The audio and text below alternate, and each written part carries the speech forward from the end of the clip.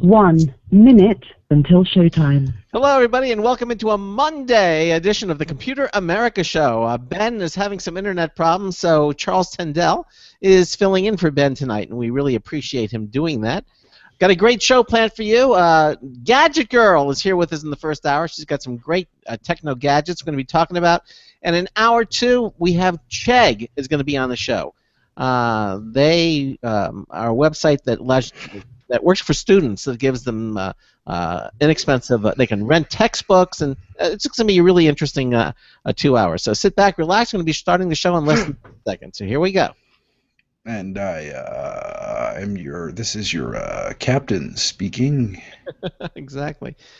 Made changes on the website. We got the chat room side by side now. If you look at our chat room page, when you click on the chat room button. What do you mean side by side? Rather than up and above one. Your show will go live in 5 seconds. 4, 3, 2, 1. Broadcasting live, it's America's longest-running national radio talk show on computers, Computer America, hosted by national columnist Craig Crossman. Look for Craig's weekly column in your favorite newspaper. This show is being beamed nationwide.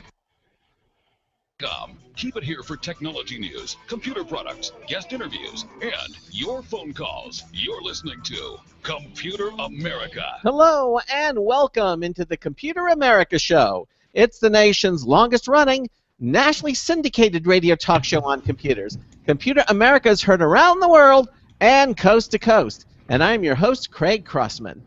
And I'm your host, wait, what am I? I'm your co-host at large, Charles Tendell. There it is. Charles is, what are you doing here? Well, you see what happened? Yeah, see? Yeah. I said I was done. I said I was retiring. I said I was going out on the top. And then all of a sudden, it was just like, over the weekend, Craig was like, Charles, please, no. Not quite, but, close to it. It's funny because Charles is going to be doing co-hosting from time to time. However, Ben was all set to do the show, and AT&T showed up because he has Uverse, and they were evidently upgrading him to a faster. He called to complain about the price, and so they said, well, we'll give you all this additional. They're giving him more speed, and it's really nice. He called to complain about the price, and now his internet is completely down. And they were there at 2 o'clock in the afternoon, too, and they've been working on it just until recently. And Emily, the technician, she came back in and says, it's not here. There's something disconnected somewhere in the street. We have to go find it, and we're not going to have you back up and running. So he has zero internet tonight, completely down. The whole area is probably down. Wait a minute. It's Uverse, yeah. Mm-hmm. I just realized something. So, in honor of our guest, I'm wearing. What did you realize?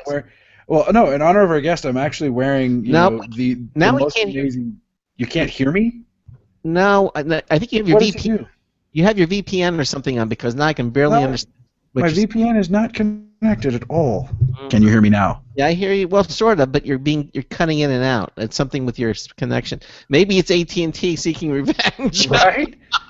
Could be. That would be kind of terrifying. Here, I'm physically connected to the network. How about now? Can you hear me now? Yeah, you sound fine, except your video is cutting out. At least I can hear the audio.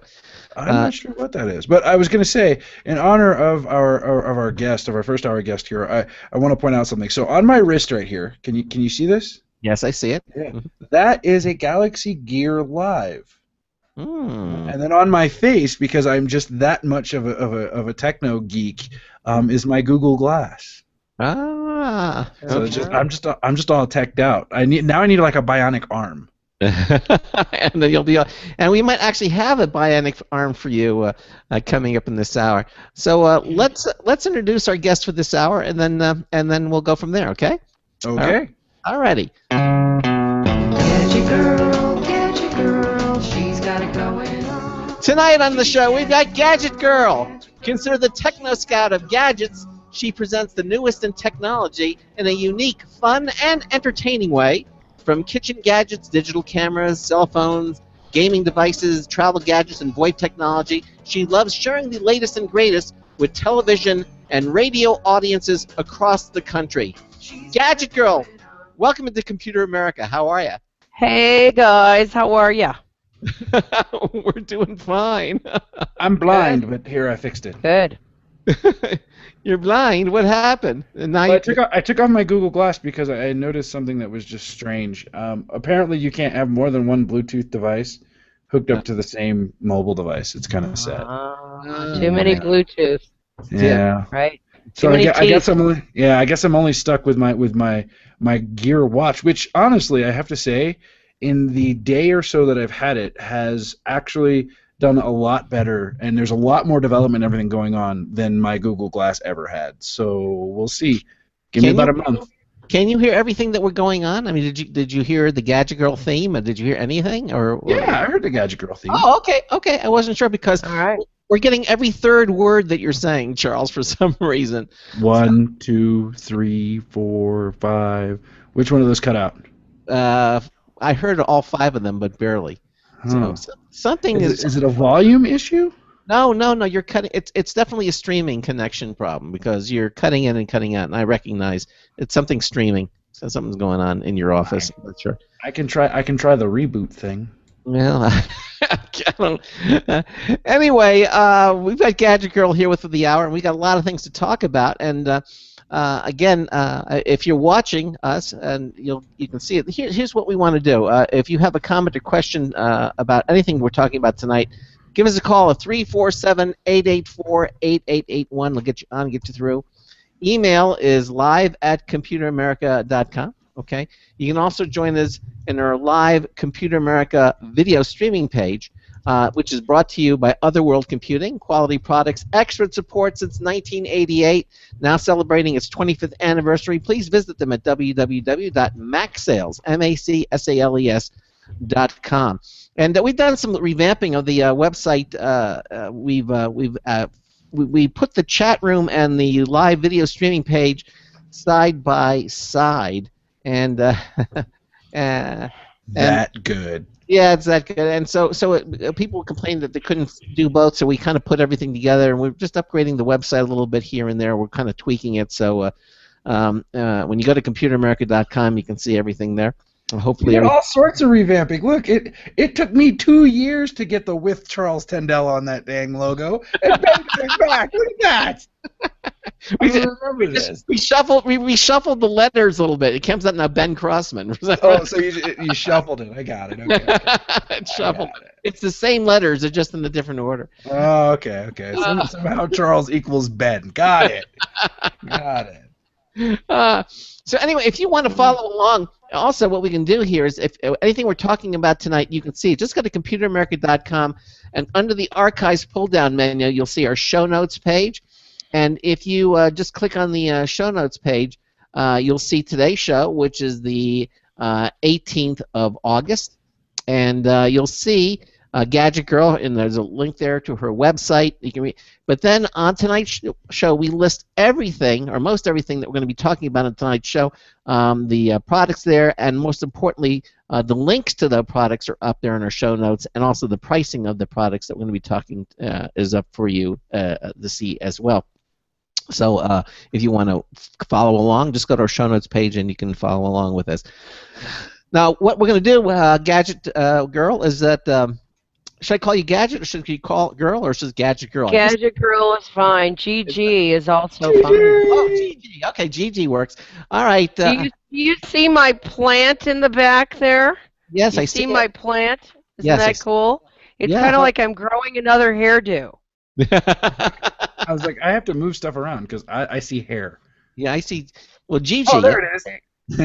There, see right next to me is that I'm growing some hair there. That's all. It's going to be a new look. It's going to be, that's when I go eco Gadget Girl. Gadget Girl goes green. Now That's right. Now, Gigi, Exactly. that was a famous Yes. movie. Am I a fool without a mind, or have I merely been too blind to realize? Oh, Gigi, you know that movie? No, I don't. Oh, okay. Anyway, we're going to start off with something called the hover bar, and it sounds like something you might want to eat, like a candy bar, but this is called the hover bar. The hover bar 3. Right. Yes. Yes.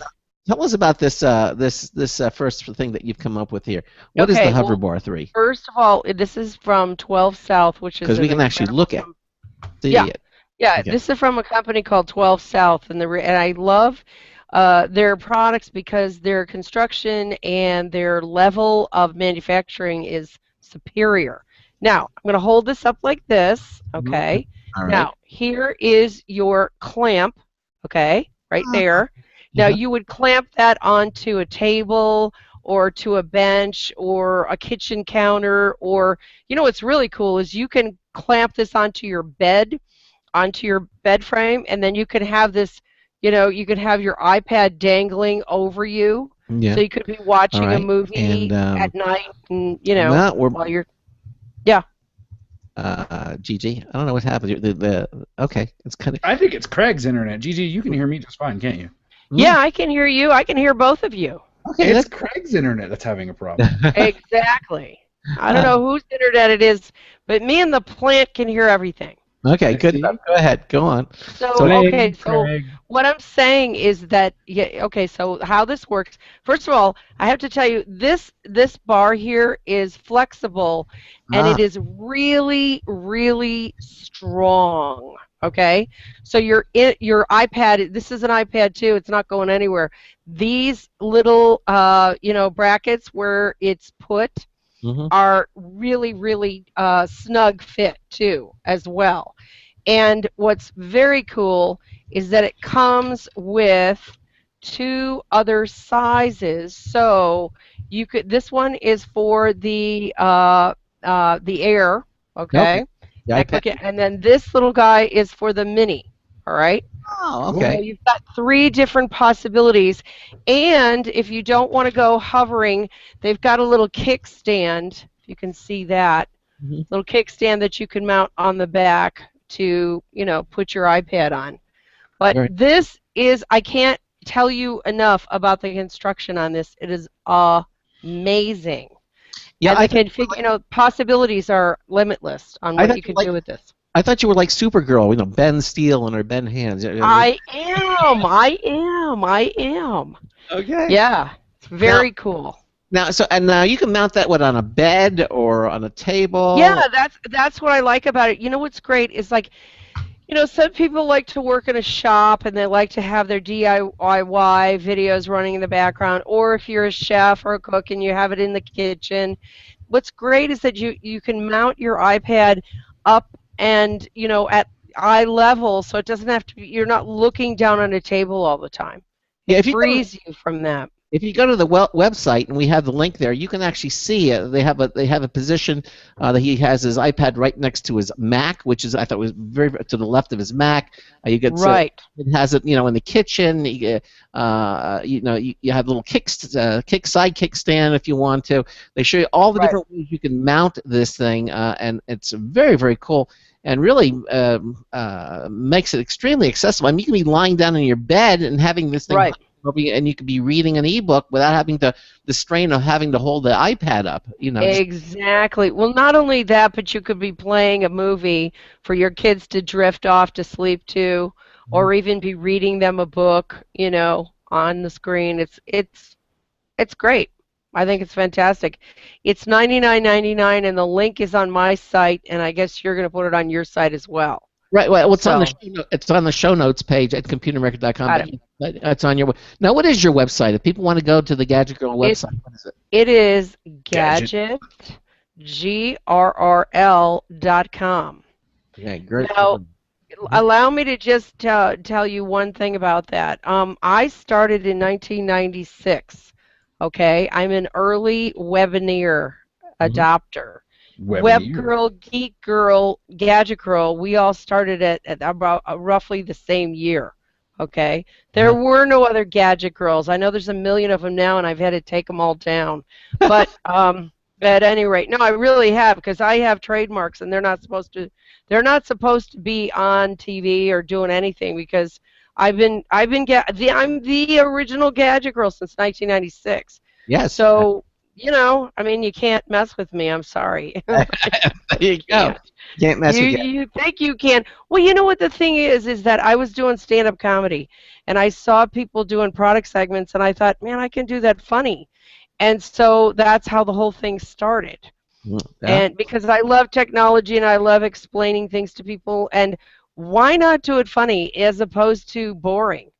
You know, there's way too many boring people out there who just are not having a heck of a lot of fun, and I am. So This, there. this is very, But very you true. know, Yeah, yeah, exactly. And it's all working out very, very nicely. And right, so here we are now. So so that's again the hover bar 3, and you can see. right. Yeah, okay.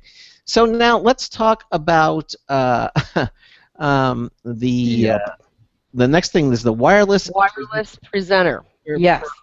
And this is from Okay. Kensington. This Kensington. is from Kensington. Now, you know, the presenters have been around for a little while. Here's a little case that it comes with. I like the fact that it's blue inside because then you can see, you know, a lot of times when things are black on black on black, you can't Okay. find anything. So in this particular case, you can see the batteries. But here's the big news about this presenter. Okay. Okay, so I'm going to hold up the presenter.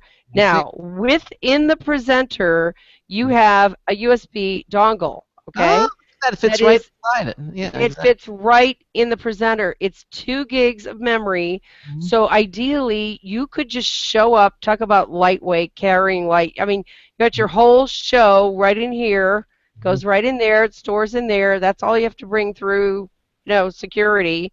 You don't Right. even need a suitcase. You got your whole show there. It also has a green laser light Okay. for pointing things out in your presentation. Okay. But realistically, you could show up at a presentation, hand this off to the AV tech person, say slap that in there, and you're good to go.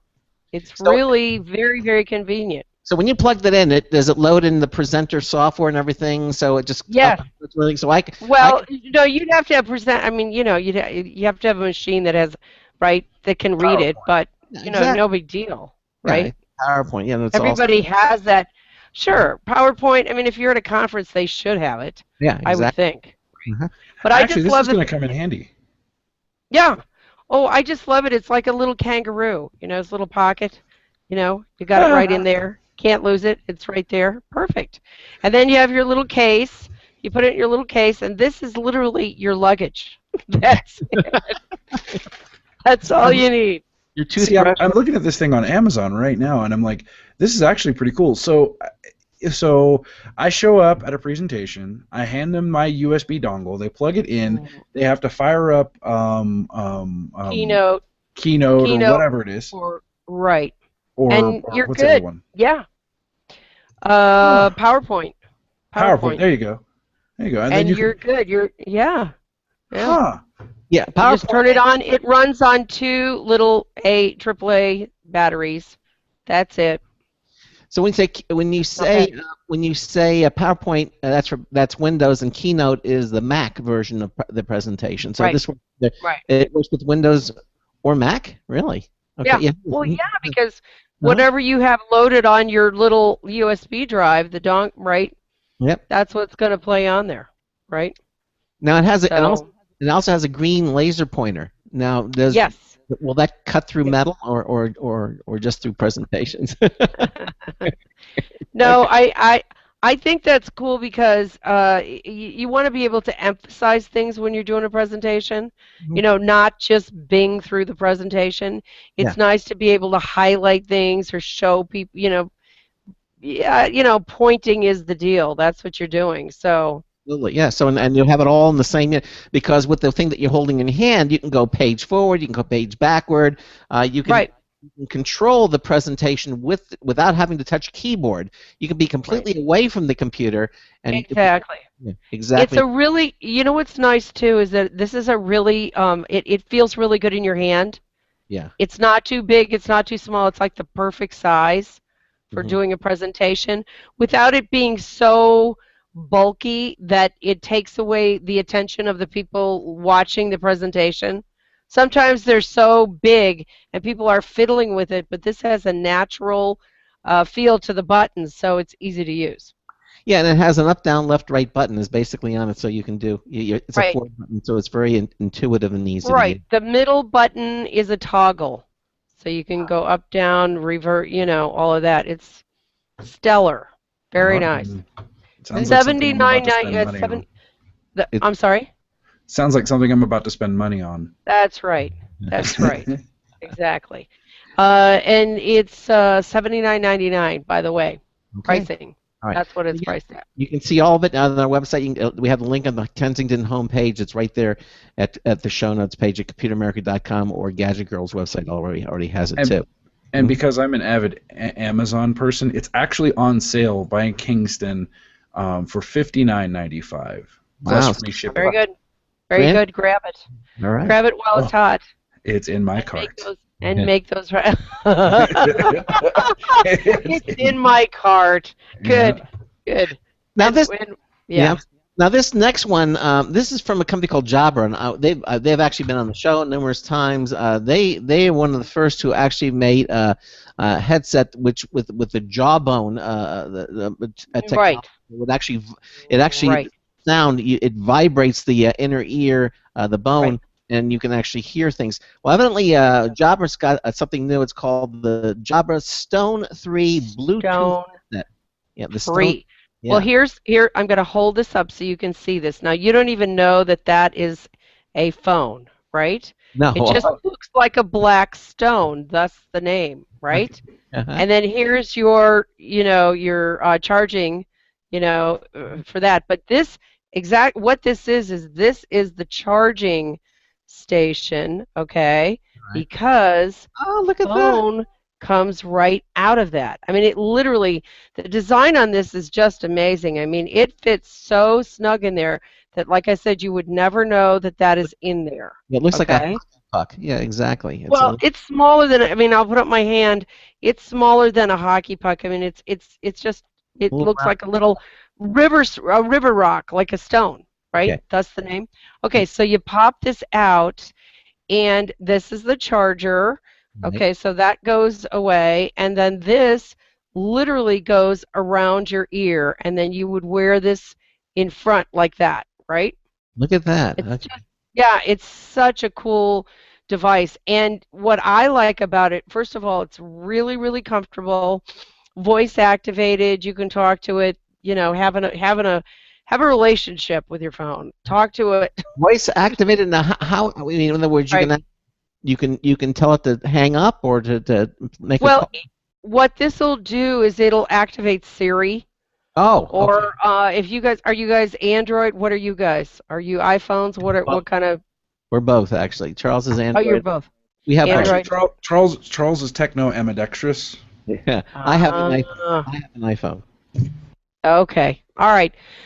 Well, for the Android users, they would open up, and Charles, you got to tell me, what are you guys using on Android for voice? Google Now. Oh, yeah.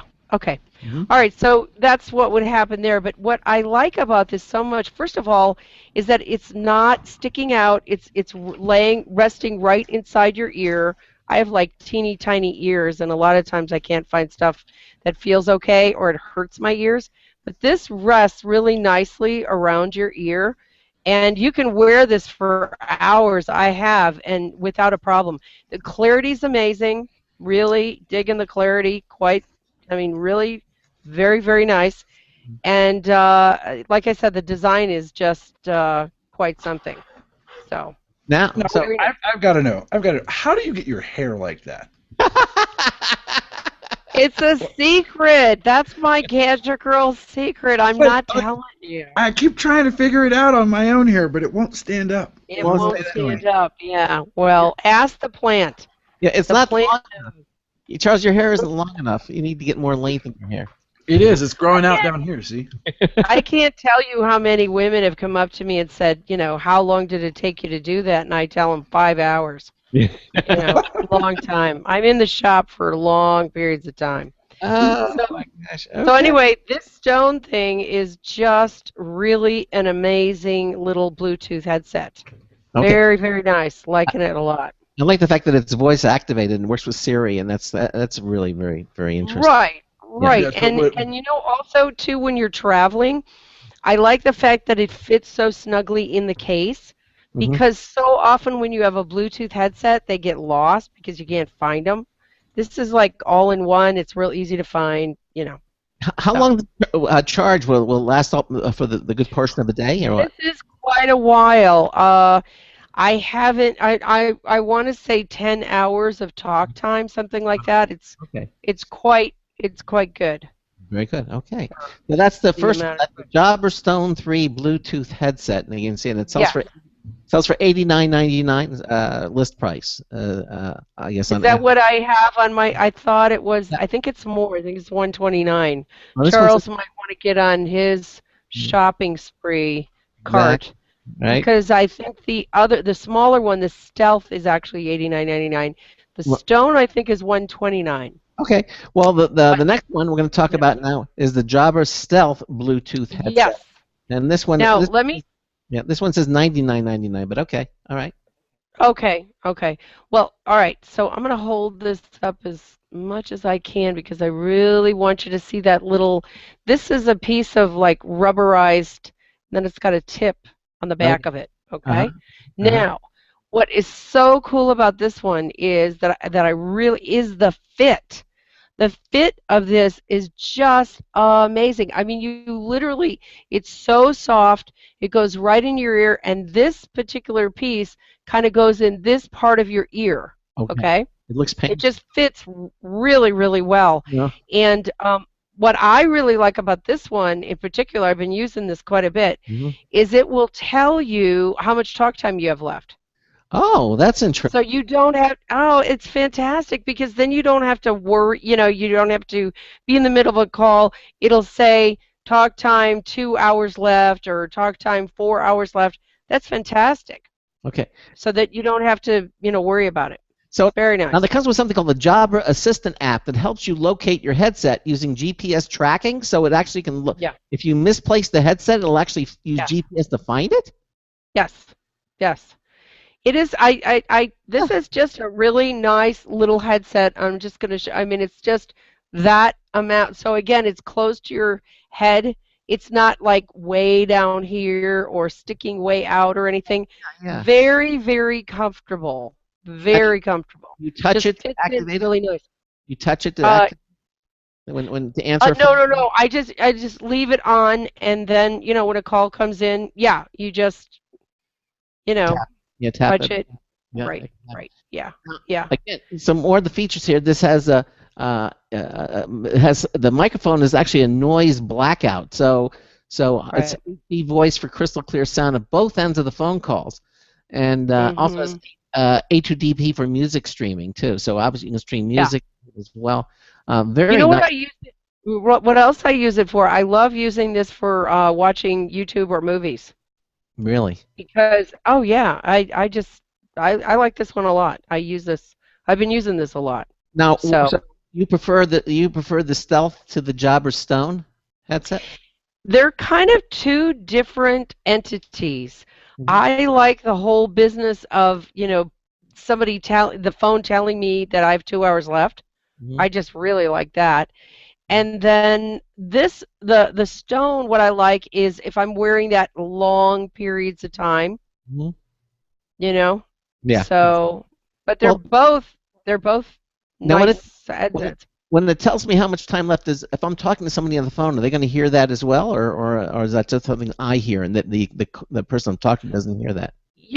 I haven't been using it long enough to know if it would interrupt your call, but I can't imagine it would interrupt your call. I think because every time it's given me that message, I Mhm. haven't been on a call. Okay. So But I would I guess, can't imagine it would do that. yeah, I would guess that it just goes to your ear and doesn't actually broadcast that to the telephone. Right.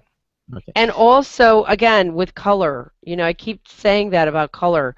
It's nice to be able to find this Yes, because exactly. that orange thing, you can actually But if you can you actually find But it. if you lose it, they actually give you an app, a phone app that lets you track your Bluetooth headset by GPS. Charles, how cool is that?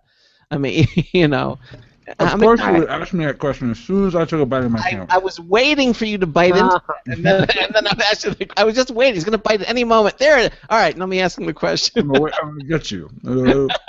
Oh, well, listen, if he's going to be eating, then, hey, I'm going to. Okay, whatever. Oh, Eating don't worry, I drink too. See. Good. but not water we're talking about here. All right. Mostly bourbon. It's okay. Yeah, exactly. So let's continue on. This is actually what we're coming up to our break, and we'll continue on. after the break. Of course, we got a brand new News Tips Bulletin review from Marty Winston. We got two of them, one in each hour, because it's Monday, so we'll have two new ones. You're going to be hearing that. And again, I encourage you to go to the Computer America website because we've done some revamping. We've made some changes. Hastily remove Charles. I see how it is. And we placed the chat room and live video side by side. People were complaining that it was one above the other and they couldn't really see it. So we're just making some cosmetic changes as time goes along, and we're just kind of improving things. And it really is easy to do because we use Wix on our website to make those adjustments. Anyway, you're listening to the Computer America Show on the Blog Talk Radio Network, on the Boost Radio Network, on the IRN Radio Network. Charles and I are talking to Gadget Girl. Gadget Girl, right, the Techno Scout of gadgets, and we've got a whole list of them. You can see them on our show notes page at computeramerica.com. We're going to take a quick break, some commercial messages, and then we'll be back. This is the Computer America Show. Stay with us. Hey everyone, have you heard about the No hair removal device that's sweeping the globe? If you want to go weeks without shaving and get smooth, professional host Cheryl for No hair removal. Thanks. Hey gals, I love talking about my No. It's this cute little hair removal system that you can take with you and use almost anywhere at home or on the road. No more expensive in-office treatments, painful waxing, and no more wasting your valuable time. Got unwanted facial hair? No has patented on all hair and skin colors, so it's perfect for using on all body parts. And now you can take advantage of this incredible risk-free trial. Get the No, the facial kit, a travel case, and a $100 discount shopping card, and you don't risk a penny to try it. Try the incredible No hair completely risk-free. Call 1-800-953-5415. That's 800-953-5415. 800-953-5415. Looking for a best friend? Brother Wolf Animal Rescue has your best friend waiting just for you. The mission is to protect and enhance the lives of companion animals and the people who love them. Their no-kill rescue shelter is open year-round, making it easy for people to adopt their best new friend. This year, Brother Wolf will find homes for over 2,400 orphan dogs, puppies, cats, and kittens. All have ended up as an orphan through no fault of their own. Brother Wolf has created a safe, nurturing environment where these special animals can heal emotionally and physically until they find a lifelong home. Their life-saving transport program brings dogs and puppies from overcrowded shelters in the south to rescues in the north where homes are easier to find. Brother Wolf Animal Rescue is a 501c3 organization. To learn more about their life-saving work and to make a donation, visit their website at www.bwar.org. That's www.bwar.org. Help to realize Brother Wolf's vision when no animal is euthanized for lack of a home. Who's a good boy?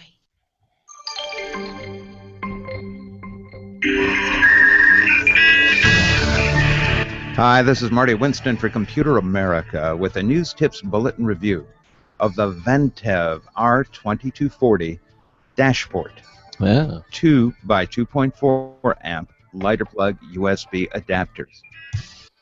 Now, we used to call it a lighter plug. It's now called a 12-volt accessory socket. And not many 12-volt adapters that we've tried provide enough juice to power and charge a pair of tablets. So we were thrilled when the Ventev Dashport R2240 dual output universal charger arrived.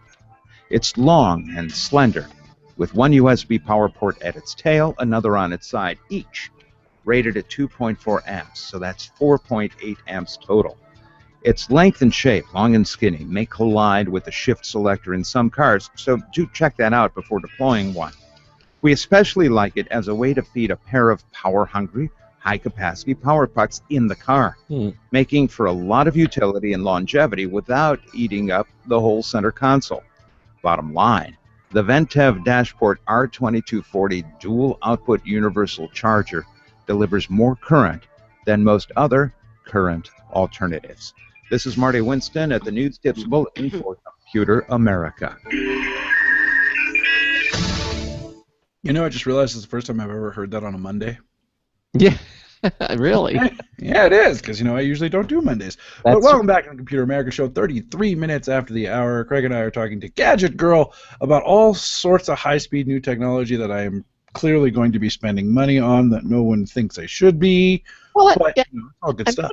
What do you think of that? I mean, that stealth headset. It's really blown I my. like that, actually. You could probably get away with wearing that headset without, like, I'm sorry, I don't know about you guys, but every single time I see one of those cats walking around wearing their Bluetooth headset like it's a piece of jewelry, I want to slap them. Every time. I'm like, really? You want to play this game? Okay. But the fact that it has a GPS locator in it, which I think if it fall, it's in a couch or finds in the cushions or whatever, you can actually find it. I think that's very, very slick. I think that alone should be in every kind of device that you. But anyway, I think it's really neat. Anyway, you can see everything again. You can head over to the Gadget Girl's website at what is it? It's I'm sorry, Gadget GRRL.com. That's right. Or you can go to our website at computeramerica.com under our show notes page, and we have the link to Gadget Girl's website and all the things that we're talking about on tonight's show. So let's go to the next thing. It's the IK Multimedia Rig microphone. Yeah, what is it? So the deal with this is that this is fantastic for people who like to do karaoke, people who like to sing, people who like to basically anybody who likes to perform, stand-up comedy. I used to do in fact, I did stand up. I was out of town and I did some stand up last week. It was very fun, and there was a there was a guy on who was Mr. Inappropriate. See, I get near a microphone and I have to start doing comedy. But this particular microphone, what I like about it is it comes with, there are all kinds of there's apps that go along with it and all kinds of various like voices. I love the voices. You can do Darth Vader with this thing. Which is way cool. Tons of different voices. When I think of singers, the first thing that comes to mind is Darth Vader. When I think of singers, yes, exactly. Yes, don't you? Of course. Of course, yeah. Except for the fact that Craig was a lounge singer. He was a bass. Yeah, he had a bass voice. But yeah, I just like the microphone. First of all, again, color. It comes into these really, really bright colors. This would be great for kids and or anybody who wants to go to karaoke and bring their own mic, maybe. Maybe you want to bring your own mic. And there are really interesting programs and all kinds of things that you can buy either at Google Play or the iTunes, store to complement this microphone and do all kinds of special things. Special effects, voices, singing, very cool. Cool. Yeah. Yeah. And what does it sell for? It sells for what? $39.99. Reasonable for a mic, and it's got your basic plug-in here. Let's try and show you that. Oh yeah, it's a you can plug this into your iPhone or your iPad. iPad is great to use with this. Really nice. $40, and bring your own karaoke. Yeah, why not? Why not? Of course, now my cords are all messed up. Oh man. Okay. You need a case for your cords. Yeah, I do. I need a roadie. Yeah, roadie. So. Okay. Now We're back to Java. We're back to Java. Yes. Oh man. I love this thing. Now it's really compact. This is a speaker. It both works on Bluetooth and or auxiliary plugs. This is the Java Soulmate mini speaker. Soulmate mini speaker. So what I want to first of all, I want to show you the bottom. Now look at that. Okay? You know what that is? That's the cable. I know, but it's so cool that they've created a place for that to go, so you never lose. Constantly you have to look for an auxiliary plug, cord, right? It's built in. It's a fantastic idea. I love that. Okay, so what I want to do is I want to turn this on for you guys because I want you to hear I'm going to see if you can hear this. I'll put it up to my mic. What? Huh? It has two speakers in the front, has a killer woofer in the back. Is connected. Is that amazing? This sound on this thing is crazy. The woofers in the back, I mean, forget Bose. I'm not kidding. This thing is like so amazing on the sound. For a speaker that size, to have a woofer on a speaker that size is Oh, the sound is great. It's fantastic. This what I have been using this for are movies, because you have a laptop and then you want to see a movie. You just use this, and it's fantastic sound. Really, really good sound. Very cool. So so now I'm going to turn it off, and I just want to show you what it does there. Did you hear that? No, what did it say? Yeah. Okay, well, it just kind of went, yeah. But I think it's cool that it does all that when you turn it on and off. I'm waiting for it to go, hello, Craig. I'm sorry, Craig, but I can't do Is that. connected. Yeah, it's fantastic. That's in your soul. I have finally found my soulmate. Yeah, he sounds a little bit like Hal. That's the name. He sounds like Hal in 2001. Yeah. Now it comes in multi. I mean, you could get this in a brighter color. I think there's a red and a blue. Again, so you could find it in your backpack. But this thing, amazing sound for this size. Really, really nice sound. And I totally dig this thing on the bottom. Most people wouldn't even. I mean, that is like genius. Total genius. It's rubberized, so it's like really tough. Like if you bounce this thing around. It's got a rubberized thing all the way around it. So like if it fell down a flight of stairs, I don't know. Okay. Probably okay. If you fall down a stairs, your speaker is at least going to be safe. That's if you're carrying your speaker. You got other problems. Exactly. That's right. That's right. Okay. Now next, this thing is this thing's pretty zany. The Shutterball. I don't know if you guys have you seen this thing? No. What is it? It almost looks like a popsicle, or like a sucker. You know those suckers that they have at raves? I know you guys go to raves all the time. I don't think Craig knows what a rave is, but Right, probably not. It looks like Okay, it looks like a baby pacifier. You do.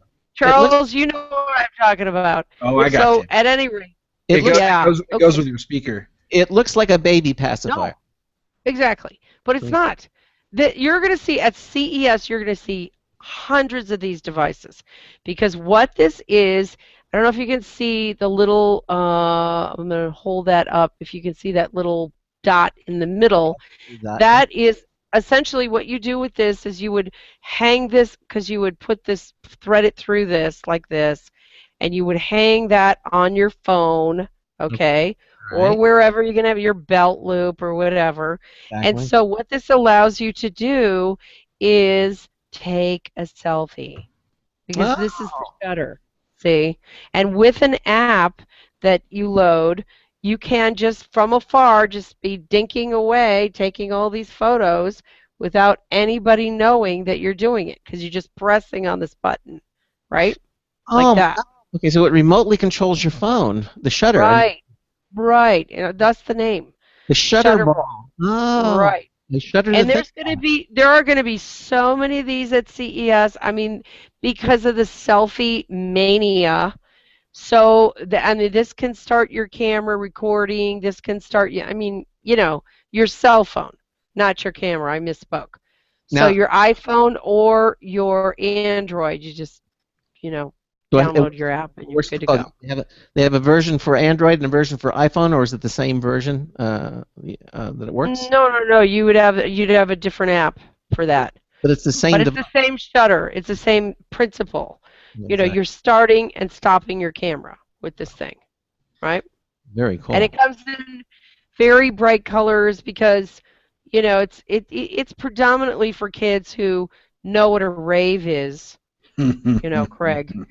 And they're like teenagers. I know what a rave is, please. You don't want to go to a rave, trust me. No, I know. So they have, bright blue, bright how does the pig do it? Boots and hats and boots and hats and boots and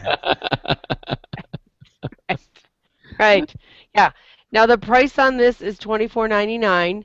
And again, like I said, this is a trend. You're going to see so many different variations. I predict CES is going to have hundreds and hundreds and hundreds of these kinds of devices. Just selfie obsessed kinds of device.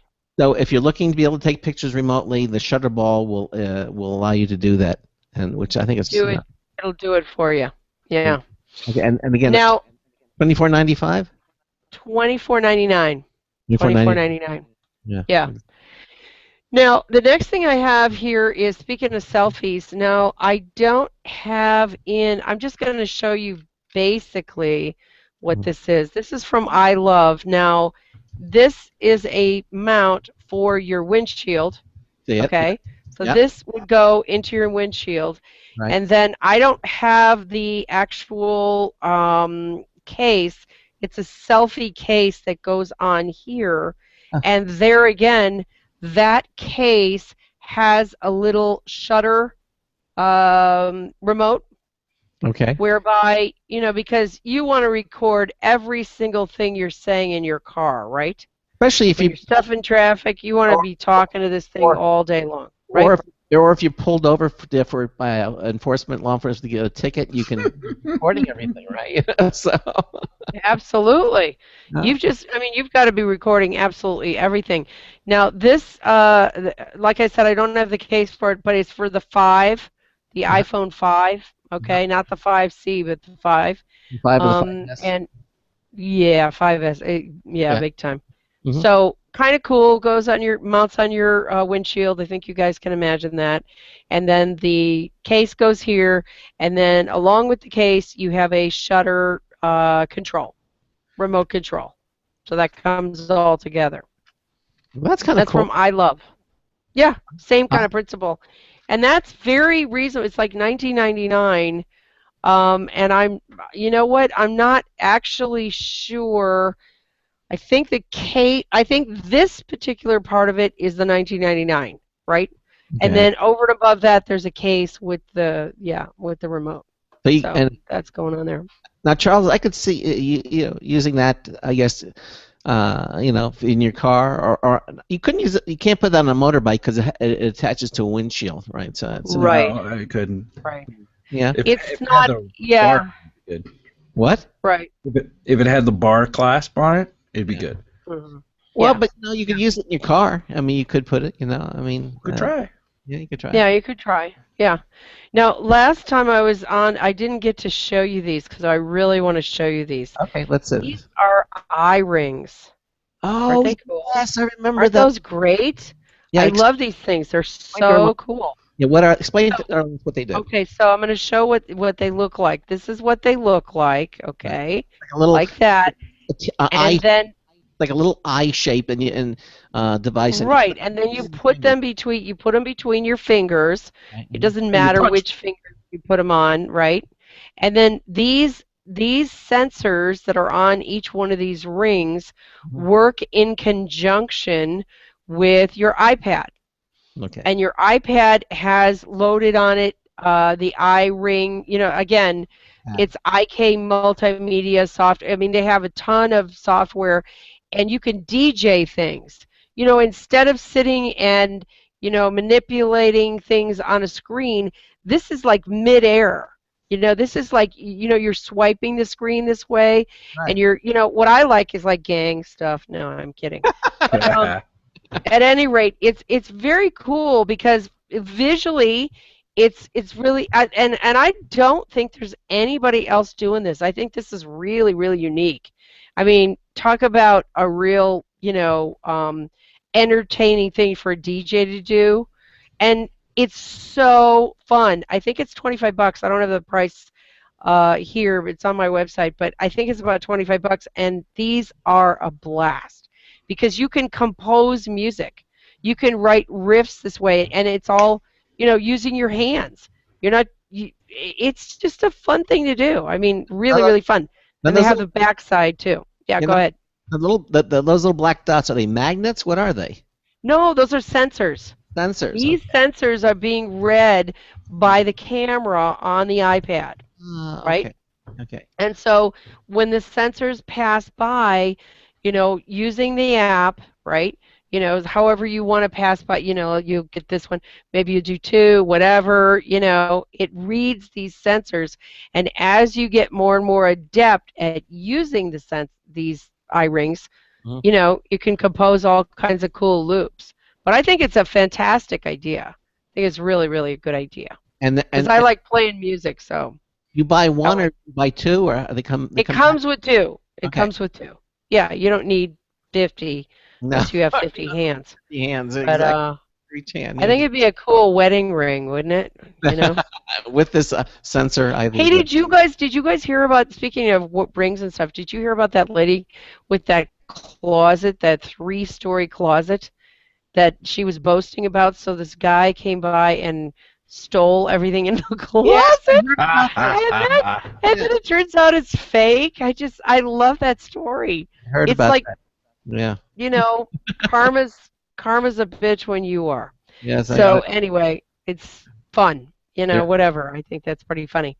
Anyway, these are really fun. This would be great for kids or adults, and especially if you like to compose music or like to write music or DJ. These are really, really fun, and they're very unique. I mean, there's not a lot of people out there, that kind of thing. Yeah, I know. Last time you were here, we were having some networking problems. Right. Now at least we were able And to. and that's why I wanted to show you these two. These are the Jack Air. These are external batteries, but I want to show you. Look at how bright orange that is. You cannot miss that. And they're really, really super thin. You see how thin that is? That's an external battery. It'll give you like 10 hours in a second. You just charge up things, put that in. That'll charge up in no time. And then they have the mini, also great for traveling. This little guy, and then it's about the size of a pack of gum, kinda, or mints or whatever. I mean, it's not big, right? No. And that'll give you time, like I said, really fast. Really? It charges very, very fast. Yeah. Very cool. Yeah, those are very cool, and I love I mean, they're real slick design, very, very nice. And who makes this? Jackery, Jack. I mean, I've got the website on my on Gadget Girls. Jack Air. Okay, Jack. Mini. Okay. Yeah, you'll see it there. Okay. All right. Okay. Was there anything from last time that you didn't show us? You wanted to see? I'm trying to think. Well, there's something around me, but yeah. Anyway, no, I think we're good. Okay. Well, then let's go to the last one on the list, which is the Life Charge battery case for the iPhone. Right. Okay. So this is basically a case that you can charge through, and it's got little ways in on the bottom. Yeah. Like, I don't know if you can see that. Can you see that little hole there? Yeah, and stuff, and you can put it through. And it's a really nice, let's just say, cush case for 5C. It's a nice little cush case that you could carry things and charge with. It's not bad. Not bad at all. So this is from a company called Life Charge, and it's a Life Charge Zeal made for the iPhone 5C battery case. Right. Okay. Right. And they're saying. And then I don't know if you can see this. Can you see this little light on there, so that you know when it's charging? I want to hold it way up there. Can you see that little light? Yes, I do. It's on. Yeah. Okay. So that tells you, when it's charged. Oh wait, there. Now it's on. Can you see the green? Yeah. The LED light. Okay. So then you can see, when it's charged, when you've got, when you've got charge in there. So. And it's got the different levels and everything. Very. Right. All right. Well, good. Well, I think that's the whole list. Okay. Gadget Girl, it's again. Now we've established also that you are the Gadget Girls, and these are some of your latest finds. And yeah, exactly. And now, if people want to go see you, are you performing any place right now, or? I did stand up. It was funny. I was in northern Minnesota visiting my brother, who's a surfer. He surfs on Lake Superior, and so I went into this Irish pub, and they let me get up, and I did really, really well. There was a transvestite on before me. It That was worked. his first time on the stage, but I had to follow him, and I It did wasn't. great. It wasn't his first time being a transvestite, though. It was just the first time. No, Okay. no, not at all. But I did really well. I'm trying to think if there's anything in my immediate. Oh, do you guys have Chromebooks? Have you messed with a Chromebook much? Charles has Yeah, a. actually, I've got my whole sales team. It rocks the Chromebook. I love. Yeah, it's a little the little Acer. Actually, no, we've got the HP 14 inchers. Okay. The ones that come with the built-in 4G on them. So my sales team just like me because you can work anywhere. Yeah, what I really like about the Chromebook is how fast it boots up. I mean, it just goes up in no time. No antivirus, no messing around. Yeah, nice. It is. I like it. Yep. Well, Gadget Girl, listen, I want to thank you so much for being here with us tonight. Again, very illuminating, and maybe we'll have you back on another time too. Okay. So she can't hear you because you're playing the music. That's the problem. See that. Okay. I can hear you. I can hear you. That's me, by the way. That is me singing. That is. Really? That's me singing. That's my song. I created it because I love to sing. There you go. With the microphone. She does stand-up comedy and gadgets. That's right. Exactly. That's right. And she's eco-friendly. That's right. You know what this is too? This is like the evil eye. I don't know if you can see that. Do you guys know what that is? The evil eye. Yes, the Italian. Is it the one from Lord of the Rings? No. No. Man, you really are a geek. Oh my gosh. Holy cow. Yeah. That's nothing. That's nothing. So in the 55 minutes that I've been talking to you, I found you on LinkedIn. Oh, good. Okay, cool.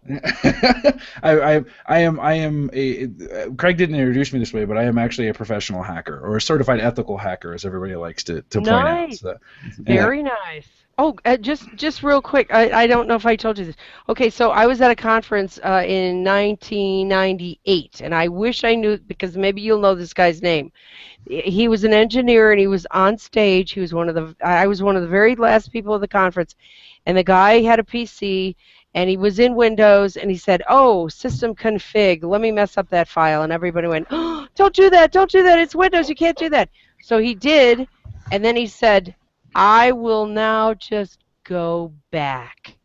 So he created Restore, okay? And I went up to him and I said, "You are going to make $1 billion because Windows blanks." and they need to, because it's always crashing. And whoever he was, I was the first person to write about him because I could not believe that what he had there. Oh, it was incredible. I could probably find this person. Yeah. You'd have to tell me when and where and what the name of the conference was, and I could probably find him. Okay. All right. I'll try. I was at Dana Point, California. And there used to be a magazine, so I'd have to really, check the files. But around that time period, 98, 98, 99, somewhere in there. All right, well, he'll find it, and then... Oh, yeah, Craig did the same thing, and then I found him in his lounge singer outfit from way back. He likes doing that.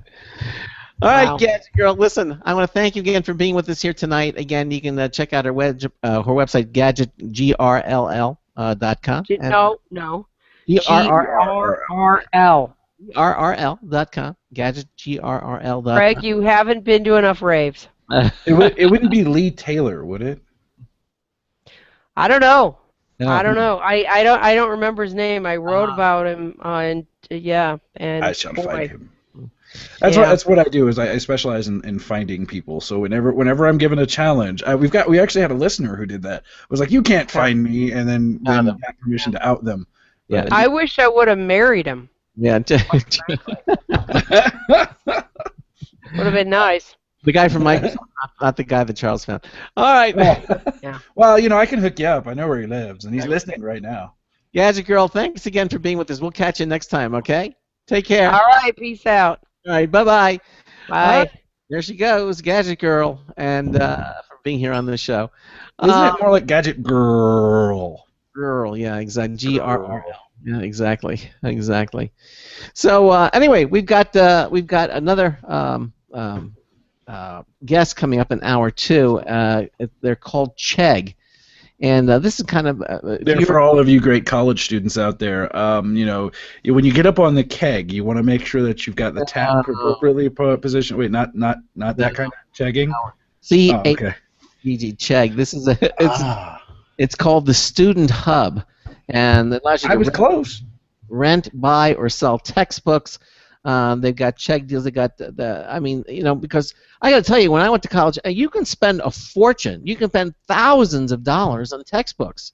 It's just only the classes, but the materials that you need. It's just incredibly expensive. I don't know if you knew this, but actually, I do know this, and I try to avoid getting into the college business because it's expensive to me. So.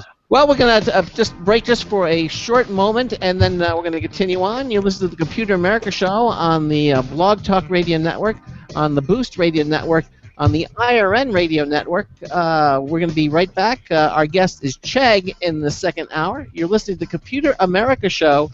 We will be right back. Stay with us.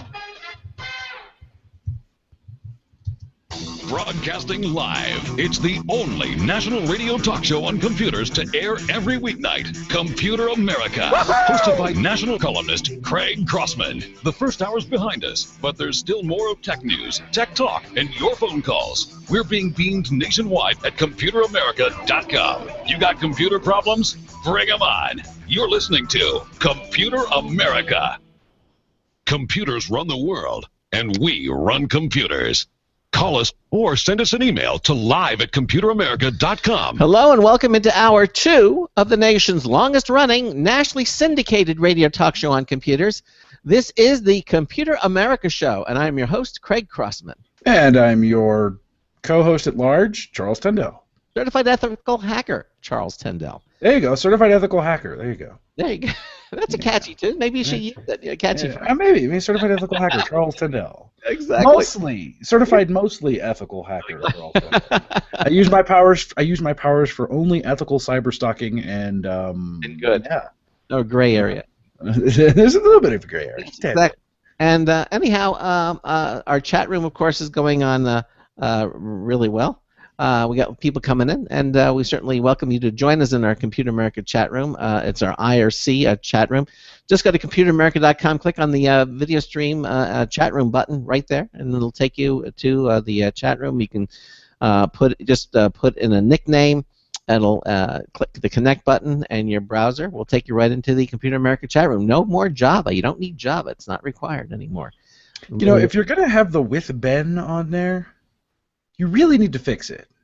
If I'm gonna have, what was it now? What do you want to say? On the ComputerAmerica.com, on the Computer America homepage, right above the newsletter and the chat room and the Pro XP and stuff, it says with Ben Crossman, but the text is so not properly formed there, and I feel like I should fire up my Photoshop and fix that for you, because that's driving me nuts. Exactly. I mean, you mean the script? The script. I can fix that. You want to make it wider? You mean, bigger? Well, you saw how mine was, how it kind of fit there. Yeah. That's what needs to happen. Mine looked very similar to the Craig Crossman's, but it was curved appropriately and it was fit in there nicely. You should really fix that. I'll work on it. I'll fix it. I'll make it look better. Okay. And you even took my. Oh, never mind.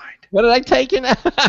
It's okay. It's all right. It's all right. We need to get an updated picture of the Crossman now. Yes, we are. Well, okay, and the Ben. And Ben, because that picture doesn't look right. He's got dirt on his face now. He's going to shave though, and so he'll look fine. No. He's going to shave. Because he looks like a little baby when he shaves, and he looks nice. Yes, that's what I'm saying. He looks like a baby. He shouldn't be. He is a baby, compared to us. He's not compared to us. Oh my God. I feel bad now. No. Man. So anyhow, we had Gadget Girl in the first hour, and she was a lot of fun. And again, you can see all of that. You can watch her on our live Computer America video stream page. Of course, we have the links to all the things that she talked about, and of course, our website has so many more things on there. So check it out at our Gadget Girl website, gadgetgirl.com. Girl spelled GRRL. Okay. And if you're interested, you can buy our website, leftcoastmedia.com, for $9,000. Just saying. Okay. Right. All right. Well, we're going to move on to our second hour guest. Now, I'm kind of interested. I'm very interested in this because I have two kids. Well, one of them just got out of college. I mean, but he's going for his PhD in chemistry. He graduated with honors in chemistry, and he's works for a pharmaceutical company, but he's going to go back to school, teach, Wait. and also what? Which one is this one? This is Aaron. This is the older brother. Okay. And so he's going to do it. And Ben is just starting his last year of college this year. But textbooks and things cost a fortune. And now says the father that's paid for them twice. Yeah, exactly. Nice. Well, our guest this hour is from Chegg, Chegg, who puts students first. Not like this. As the leading student-first connected learning platform, Chegg makes higher education more affordable, more accessible, and more successful for students. As a student in today's world, you're used to doing things your own way. They used to say that you need this textbook, and you said, I'll find it cheaper online. They gave you strict class times, and you said, I'll make my own course hours. They said, we can't help you financially. You said, I'll earn it elsewhere. They play yesterday's rules. You're today's student. And at Chegg, they're all about removing the obstacles that stand in the way of the education you want and you deserve. Search free scholarships. Browse course reviews, get 24/7 study help, and rent textbooks for a fraction of the cost of your bookstore, all in one big education redefining student hub. Now, joining us tonight to tell us more about it is Usher Lieberman. Usher is Chegg's VP of Communications. Usher, welcome into Computer America. How are you, sir? I'm great, Craig. Thanks for having me on. I really appreciate the time. My pleasure. As I said, as someone who's had to pay for textbooks, you can spend thousands and thousands of dollars over the course. So why don't you? I kind of introduced Chegg and in my own, but can you? You did a great job. Really appreciate it. Well, thank you. Can you tell me a little bit about, in your own words, about Chegg? The various services and how students benefit from the platform. Sure, absolutely, and congratulations on having a son done with college and now going for his PhD and having one more just about done. Yeah. I'm on the front. I'm more on the front end of that. I've got a freshman starting this year, and then I've got two sons behind that. So I will be living the textbook and tuition dream for the next 6 or 7 years, I think. Wow. So it's a very personal issue to me and to a lot of people at Chegg as well. We're all either recent students or a lot of us have children going through college right now. So we certainly, think that we understand the student mindset pretty well. But let me set it up a little bit for you. Chegg as a company, funny. It started off really as the chicken and egg, right? We were founded by a gentleman who had come from India to study business. He was at Iowa State University. He showed up in this country with about $700 in his pocket, and was realized he was going to need to get a job in order to afford to put himself through school. Mm-hmm. But in looking for a job, he really realized, well, he also has to have an education to get the sort of job that's going to pay for college, and he felt he really had a chicken and egg type of situation. And he looked at various ways of reducing the cost of education and came around to a business idea where he couldn't reduce the cost of tuition, but he could impact the cost of textbooks. And to put that in perspective, it is a lot of money to spend on textbooks. But if you're a community college student, that can be up to a quarter of your tuition you could spend on textbooks. Wow. So it's very much a real impact. I think the average student spends about $1,200 a year on textbooks. That's a fortune, particularly if you're trying to get through school. So this is how Chegg got started. We invented the model for renting textbooks as an alternative to buying them either new or used. We've since gone on. We now actually will sell you a textbook. You can buy it from us used. You can buy it from us new. You can also rent it. And students will typically go for the lowest price that they can possibly find. Sure. But we've expanded our business since then. We touch students now from the time that they're in high school, early in high school, with our tutoring product, helping them, navigate, basic course material through our tutors, which is done online. I'll talk a little bit more about that in a moment. We also help students find scholarships, match them to the right scholarship program for them, and help them match to the right school. So students who come on about them, and we will help them find schools that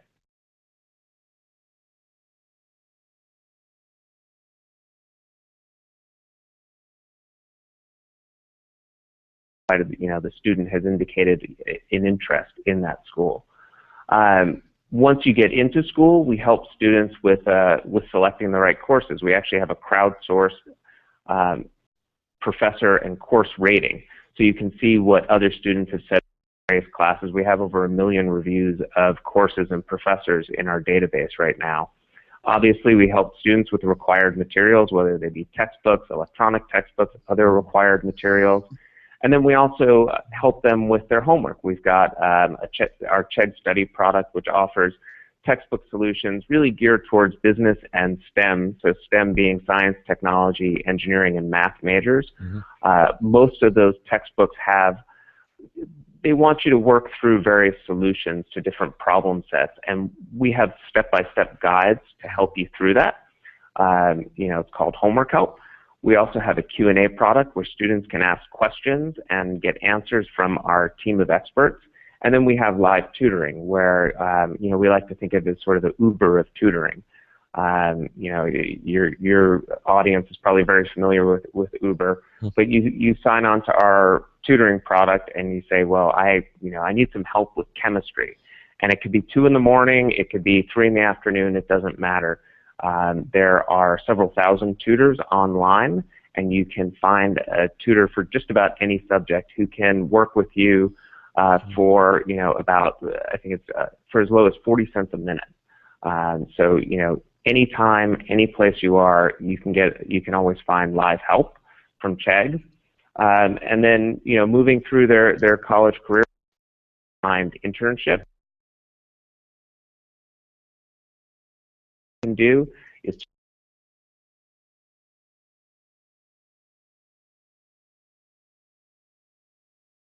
preferably paid, hopefully getting some student credit is a better way to learn about what it's like to actually have a job along the professional career track you want to follow than actually having that experience and interacting with people in the field. And then, as students progress on to grad school, we have help with admissions there, similar to our college product. And we also help students find careers. We have our career page has a list of dozens of various career tracks. They can hear from experts in those fields. They can hear from people who have experience in those fields and actually look for jobs and upload a resume. So that's sort of an overview of all of the services we do. We're working with students from the time they're in high school, all the way into their early career stages. Okay. All right. Well, that's well said. So let me ask you this: back to school season is here, really, and of course that means students and their families are going to be spending a lot of money. So now, when you say textbook, we're not talking about ebooks. We're talking about actual physical textbooks, correct? For the most part. We also provide e-textbooks, but most students are opting still for print textbooks. Why do you think that is? Well, there are a variety of factors. One is the pricing. The way that publishers have structured it, it is still cheaper to rent a textbook or buy a used textbook than it is to buy a print textbook. Whoops. Did we lose him? I think we did. Oh no. I think you did it. Usher, are you there? Are you still there, Usher? No, he shows him connected, but he. I'm going to hang up and try to get him back. I'm telling you, one more time, one of these times we have to prank call people. Like, hi, this is Craig Grossman of Computer America. You just won $1 million. Exactly. Let me see if we can get him back. There he is. Let's see if we can get him back there and find out what's going on. Hi, Usher. You there? Hi. What happened? You dropped off? You dropped off. I could hear you crystal clear. Oh well, we couldn't hear you. Yeah, we couldn't hear you, but we hear you now. We hear you now.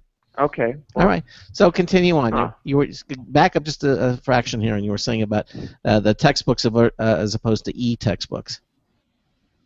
Correct. The economics for the publishers is the way that they're structuring the economics for e-textbooks is still favoring the print model, the rental and used market. It's a bit of a puzzle to us, really. We think they'll come. They'll get there eventually, but for the time being, e-textbooks are not.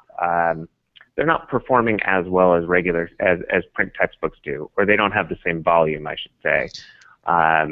Could it go ahead? Well, could it be? I mean, not all textbooks are available in e-textbooks, but given the ones that are, and does an e-textbook cost less than the physical textbook? So in general, there is a slight discount in e-textbook pricing versus a new print textbook. Okay. But a new print textbook is also more expensive, and so is an e-textbook, than a used print textbook or a rented print textbook. So it will still cost a student less to buy a used textbook or to rent one from us. Okay. Than it will to purchase an e-textbook. Can you give us an example? I don't know if you have prices, but can you kind of give us a ballpark? Let's take you have a chemistry textbook, and what would that chemistry textbook, let's say, as an e-book, as a textbook, and as a used textbook, and as a rented textbook? Can you kind of give us like a little bit of a comparison? It doesn't have to be exact. Well, off the top of my head. Yeah, it doesn't have to be exact, but you know. Well, off the top of my head, with a rental, we're going to save you, a lot of money. All right. I'm not sure of the exact figure, and it varies textbook by textbook, but it can be up to, 30, 40, 50% off the price of a new one, even sometimes a used one, depending on the edition. An e-textbook is probably going to have somewhere between a 5 and 10% discount over, versus the cost of a new textbook, a new printed textbook. But again, the rental and used is still significantly less expensive than getting an e-textbook. Now, and frankly, the content in an e-textbook isn't quite there. When you digitize the content, there is a lot more that can be done with it. You can include video, you can embed interactivity, you can embed various lesson plans into the e-textbook. It should actually take on a lot more than just flat text, but it's not really doing that yet. So there are a number. I think there's a factor in the content, and then there's also in the economics that has to change, I think, before e-textbooks really take off. All right. So basically, you're saying that an e-textbook could give you more content, but the authors aren't putting the work into it. There's just basically it's a flat representation with pictures and illustrations, just like you would say in the book. Obviously, if you I assume if the ebook has more content or videos, does the promotional material say if you get the ebook you're going to get a lot more content than you would with the textbook? Do they at least do that? Is there like a little asterisk or something that lets students know? Well, the e-textbooks don't currently have additional content. Okay. Well, right now they're just a flat digital version of the print textbooks. Okay. All right. So then renting one obviously is going to make, because unless you want to keep that book and put it in your library, and keep it for whatever reason you might, chances are most textbooks, you don't want to do that, and so renting them is certainly better, because then you return it and you're going to spend a lot less money on getting that textbook. When students return it, is there some sort of a guideline? I mean, if the book gets damaged, or if they mark in the textbook, or if they deface it somehow, how do you know? What are the guidelines? I know with tapes you had to rewind. What's it with textbooks? Sure. Well, within reason, students are okay to write within our textbooks, particularly to highlight passages. Mm-hmm. We think that's perfectly okay.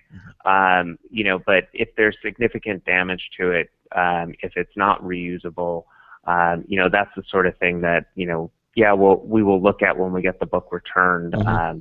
But that happens in a small number of cases, really. Okay. By and large, students are responsible.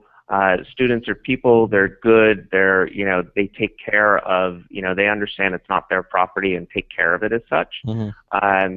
So we have. I think we've got excellent mutual respect between ourselves and students. By and large, we don't really have any problems with returns. We're able to use the books again. Yeah. And that's good to hear, because college students, well, at least with the textbooks, especially if they know they have to return them, because if they're damaged, then they are going to get penalized. If you ever walked into a college dorm room and you see how kids treat the dorm room, it's really not inspiring. But I guess but with textbooks, I guess maybe it may be different. Well, they tend to sit up on the shelf, or on the bed, where you're a little less likely to have spills on it, for instance. Exactly. So renting that would probably be the best. Now, are all textbooks through Chegg available? If you want to rent a textbook, first of all, it has to be, you have to have the book, and then are they available? What kind of inventory does Chegg keep on these textbooks? We have literally millions of textbooks. We cover probably 90% of the books that most students are going to need, perhaps even more. Certainly for underclassmen, we're going to carry just about every textbook that they're going to need. As you get into some of the higher level courses, there are going to be long tail texts that we might not have. Mm-hmm. I would encourage students to absolutely check online before buying in the bookstore. It's just going to be less expensive. The bookstore is always going to be the most expensive option. A lot of bookstores are now offering rentals as well, but even with those rental prices, they're going to be higher than what you're going to find online. So I'd encourage students to shop the prices online. I would also encourage students, if they can, to make sure that their professor is actually going to require the book. We see comments from students fairly frequently that they got the textbook from us, but the professor has decided that you don't really need it. Now, the good news is that if you've rented it from Chegg, we have a 21-day return policy, no questions asked. Wow, that's nice. And we'll refund that. So that should give most students enough time to determine whether or not the professor is really going to require the book. One day, so you can rest assured. You would think that they would have that in the course curriculum. Textbook not required. Something that would prevent. You would. And you would certainly hope the professors have planned this out, and the syllabus that they've handed off to the school for the text, the required materials list is going to be accurate and up to date. But it's not always the case. The other thing to make sure of is that you need, whether or not you're going to absolutely need the newest edition. Well, that was my next. If on the syllabus it says 10th edition Campbell's Biology, which is actually I think our best seller, for lack of a better term. You can ask the professor if a previous edition is going to be sufficient. A lot of times there are very minor tweaks that are made to the editions. And getting, the past edition, you can get, an even, deeper discount. Yeah, you know, So I was it's worth asking that question. Yeah, I was gonna, because you took the question out of my mouth, because I was gonna say, well, you know, what if it's not the latest edition? I mean, how up to date is the Chegg library? I mean, how far back do you keep these editions, and then what do you do with them eventually? I mean, do they get sold off, or what happens? Well, generally, the books that we're not going to be using anymore do go through a site liquidation process, and I won't bore you with the details of that. Our inventory is very up to date. We have a very deep analytics team. We're always looking at, and we're constantly testing that and making sure we have the most up to date versions that students are going to need and that we can match demand. We work very closely with the publishers. We work very closely with our distributors and make sure that we've got, we have what students are going to need, and we're able to anticipate demand accurately. Now, is textbook rentals the only way that Chegg helps keep costs down, or are there other things to do? Because we've been kind of focusing on the textbook rentals. Well, because it is, it's right in the middle of back to school season, so you have a lot of students absolutely going out and renting their textbooks now. So it's certainly on their mind. Other ways that we can help students save money, our scholarship matching is also, it's definitely worth checking out. Most students, I wouldn't say most students, a lot of students can qualify for scholarships that they might not know about. It's worth checking our scholarships page and, filling out a profile and seeing if there are things that you could match to. That can certainly help. The other thing is actually our online tutoring service. Most of the tutors, I think it's about 7,000 tutors. Most of the tutors on our service are college students themselves, and they earn about $20 an hour. So if you have an aptitude in specific subjects, it's worth checking out to see if you can apply for and become one of our tutors. It's a good way to earn extra money, and you can do it on your own time. How do you validate? So, you really make your own schedule. How do you validate the competency of a tutor? I mean, do they have to take a test or something? How do you validate that? We do have a screening process in place to make sure that the tutors can teach the subjects that they've represented. So we do have a process for going through that. Absolutely. Okay. All right. Well, now I understand Chegg also recently announced a new partnership with Ingram Content Group, the world's largest book distributor. Chegg started as a textbook business, so what does this mean for Chegg as a company and for its students? Well, Ingram is a great partner for us. They, I think, as you mentioned, they're the world's largest distributor of books. For our students, and that's what's most important, they shouldn't actually notice anything. The only thing that they might see is that, particularly if you're on the West Coast, your books may arrive faster. We operate one warehouse in Kentucky, which is a great location because it's close to the UPS hub, and it's a good point of distribution for a large part of the country. With the partnership with Ingram, we have access to their network of warehouses. So if you're on the West Coast in particular, or in Texas, or in some other places, your delivery times will actually decrease, which is great. It actually, and for us, that's great as well because it improves conversion. We know that if we can get the textbook to you faster, and we tell you how long it's going to take on our website when you're ordering, that we improve conversions.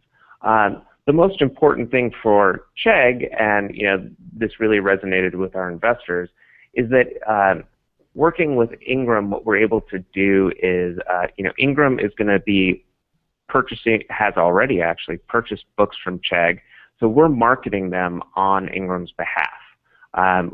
We maintain the full student relationship. The student goes through our website, receives the books in our box with the goodies that we send in from our brand partners like Red Bull or from Mary Kay. So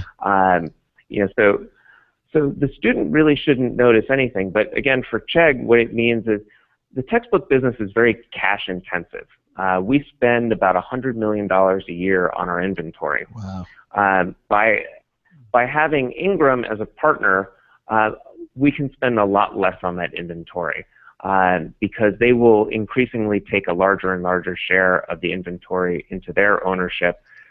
Ingram is a B2B company, and we are very much a B2C company. Right. It's a very good partnership because, for the student, again, for our core customer, they won't notice a difference. They shouldn't notice a difference.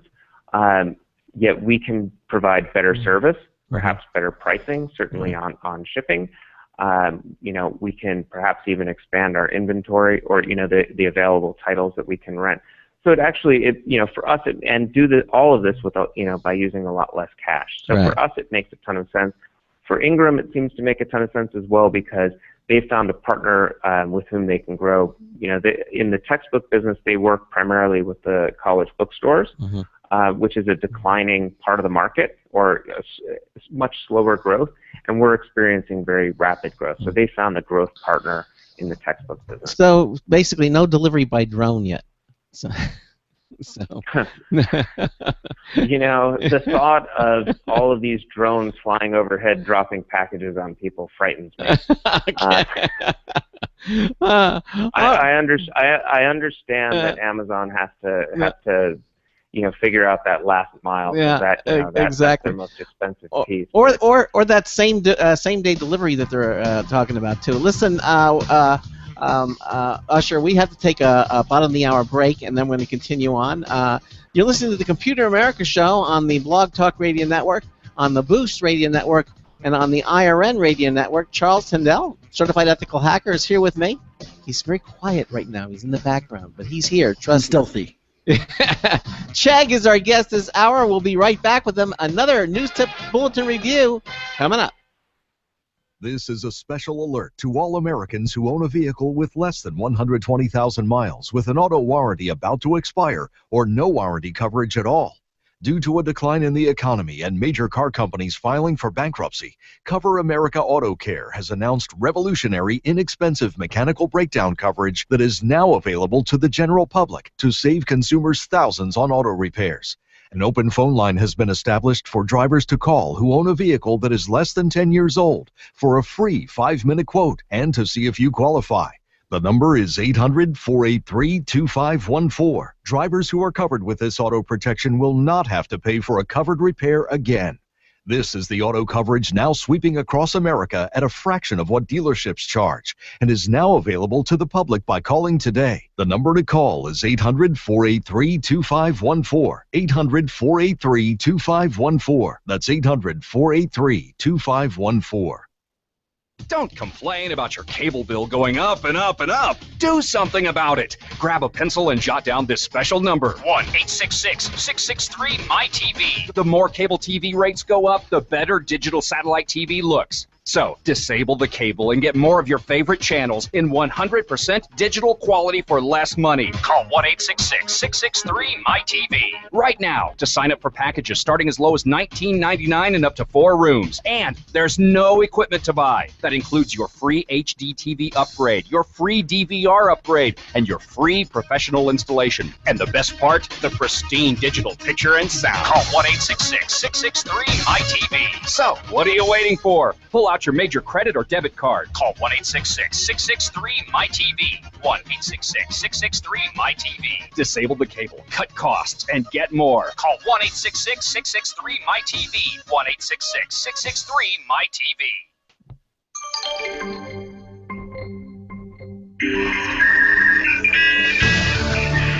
Hello, friends of exercise. This is Marty Winston for Computer America with a news tip.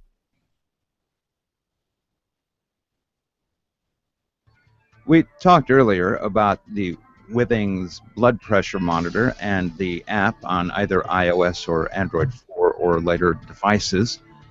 The same app also collects information from their Pulse O2 product. When we got it, it looked like a lot of pieces just to measure pulse rate and blood oxygen level, but that quickly sorted out. The main piece, the active module, comes with a strap for wearing on your wrist, a clip for wearing on your clothes, and a charging cable. So the collection is more about adding dexterity than adding complexity. The misleading first impression continued with the name, but the happy result is that there's even more here than the name implies, starting with a pedometer. The module's face displays a lot of interesting data that the app can record, but we're still leaving out a level of usefulness. If your smartphone is with you as you work out, It also tracks running, elevation, distance, and calories. Bottom line, if you're somebody who, when you burn, yearn for more data, the Withings Pulse O2 Activity Tracker is no slacker. This is Marty Winston with a News Tips Bulletin Review for Computer America. Dialing into my brain yet again. Welcome back to the Computer America Show. Second hour, Craig and I are talking to Chegg. About how you can save millions of dollars on your textbooks. Millions? And then give those millions of dollars to me. Or your parents. Or you can donate them to the Computer America Show at computeramerica.com. You can click on the donate button that will automatically turn your donation. We don't have a donate button. Oh, well, are you sure, Craig? Because, I am looking at the website right now, and you did kind of leave that back door open. So only for you. Chegg. Anyway, welcome back. We're having fun. We're doing things. It's Monday and funny. Yeah, it is. Now you call Chegg a student hub, okay? Because you're not only just about textbooks, right? So what are the services that you actually offer on Chegg for the college student that might be of interest? Sure. So again, starting with students back in high school with our tutoring product and our college matching and scholarship products, through helping students select the right courses based on 1 million crowdsourced reviews of courses and teachers, through required materials, meaning textbooks, through our Chegg Study product and textbook solutions and Q&A to help you through your homework, help with grad school admissions, and then helping you navigate the world of finding an internship and getting on the right career path. Right. So really trying to look at the entire life cycle. Plus, we also offer students deals. This is something I didn't talk about earlier. So we've got we acquired a company called Campus Special, which hands out those coupon books that you often see. They're free to students, and there's also a mobile app. So students can actually order food through the app, at a discount for a college student. They can find deals on everyday items. So, we're trying to look at the entire life cycle of the student and what are their needs and provide solutions to it. All right, so not just textbooks. Right, and obviously, and the full student life cycle, including, as you mentioned, the early career. So, but let me address this question, okay? And this is an important topic. And my wife has said to my younger son, who's in his last year of college, he says, if there's one thing, I don't care what you do, you've got to get a degree. I don't care what it is. He's going to his degree is computer science, as he's going for. She said, I don't care if it's underwater basketball. You've got to get that college certificate. So let's ask this very important question. Is college worth it? No. Why do you think this question is being asked today? Well, I think it's being asked by a lot of people.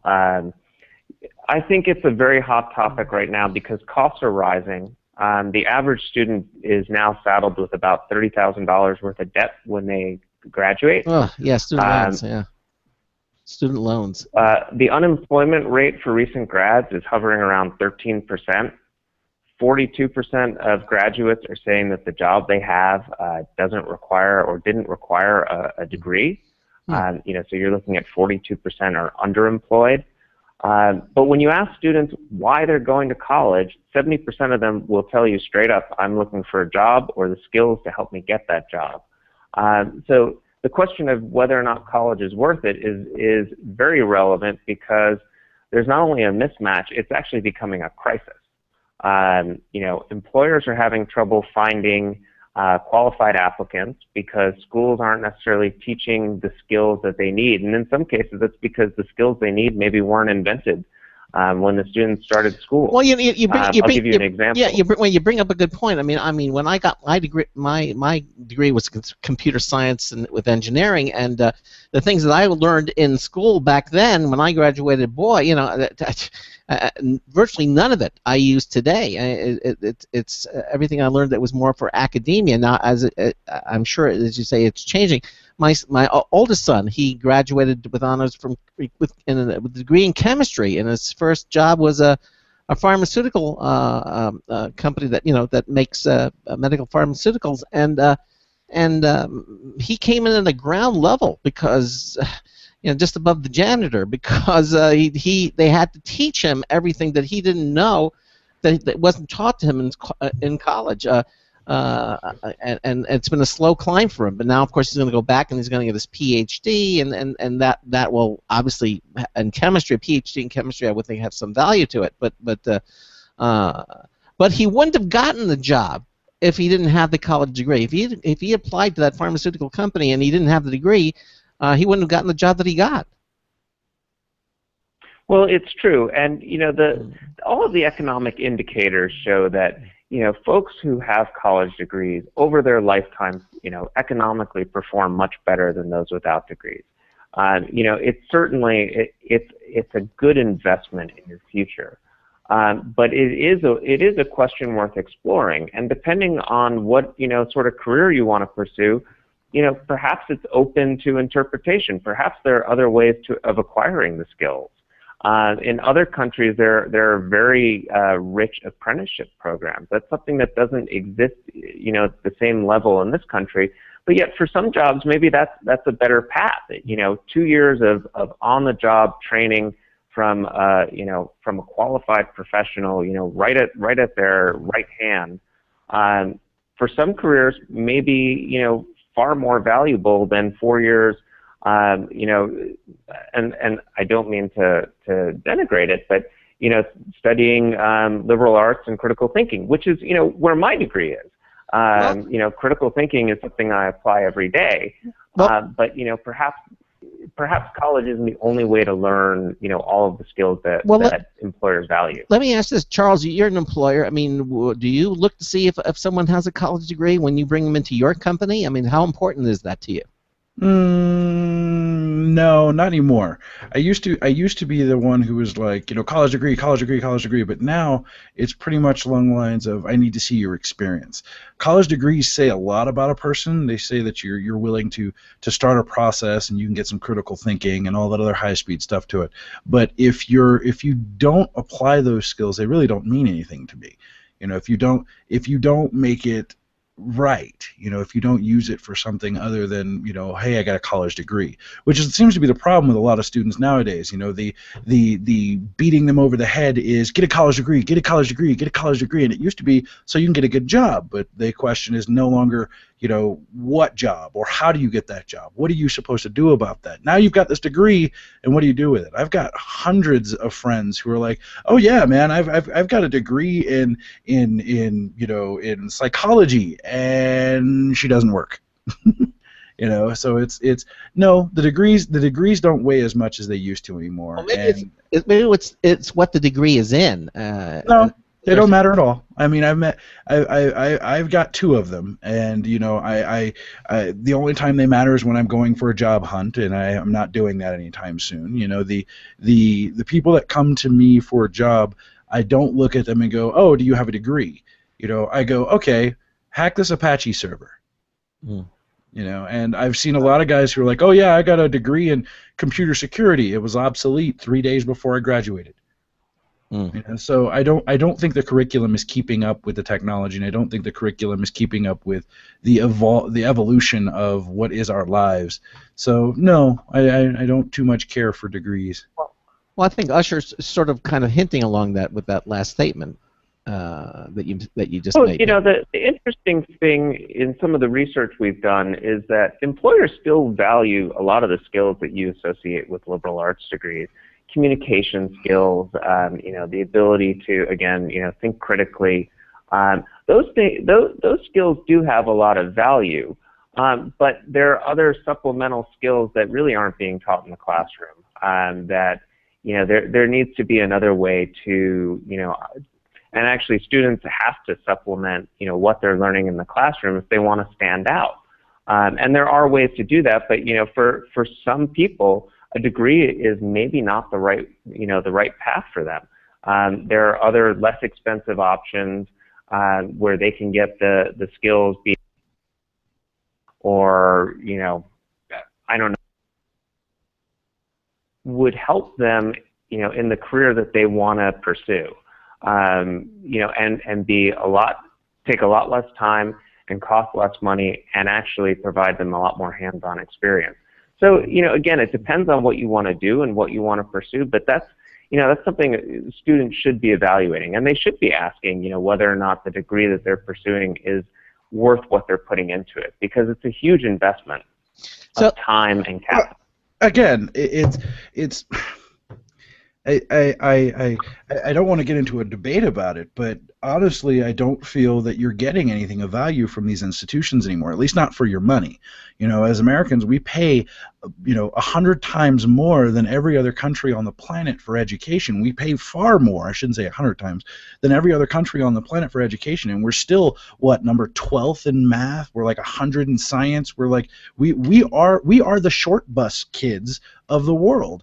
And it's, we still pay way more money. It's like buying a Harley Davidson when you could buy a Honda for cheaper and get more quality or better, more for your money. It's people are placing value on the wrong things. They're placing it on, I went to MIT, Berkeley, Harvard, insert Ivy League school name here and paid 3 times as much, versus I went to community college X and your degree is good, but it's not good enough. We're placing value on the wrong things and not the people. The critical thinking skills that most people attribute to learning in college, you should be learning in grade school. But we can't teach that, because if we start teaching them those skills in grade school and actually preparing them for the real world or preparing them for college, how would we make our money for the kids who are just going there just for the sake of going? It's a lucrative business. Maybe they shouldn't be going just for the sake of going. Weed them out and only go for the ones that are serious about it. Well, yeah. I mean, what is it? Is it in other countries? You actually have to test to get into college. You actually have to take a test that matters, not the SAT, right? You actually have to take a test that matters, and they will literally disqualify you. They're like, you didn't score high enough to get into this school. Sorry, goodbye. Go do something else, because it's a waste of time and it's a waste of your money. And quite honestly, especially here in the U.S., you're not learning anything of value anymore. I know too many people who are security professionals, and I use the term lightly, who have gone to school for umpteen million years, and you ask them anything about a hacker or modern-day security tactics, and they can't tell you. They're going to quote me something that's 10 years out of date. I mean, like, Craig, you've got a degree in computer engineering, don't you? Yes. Mm-hmm. Yeah, but your degree is from 1920. It's like you had to write a thesis on the abacus and its revolutionary uses, right?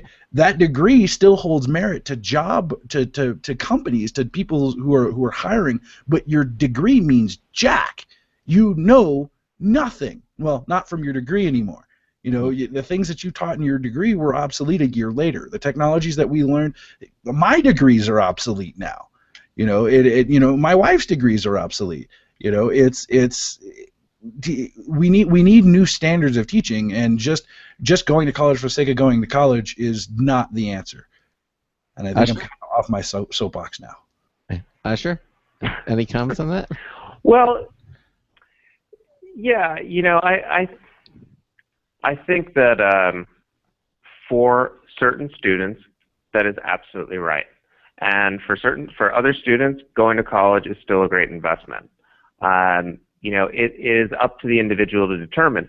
What they do in other countries with testing, there's value and merit in that. It's also, though, very un-American to then say, well, you can't pursue that.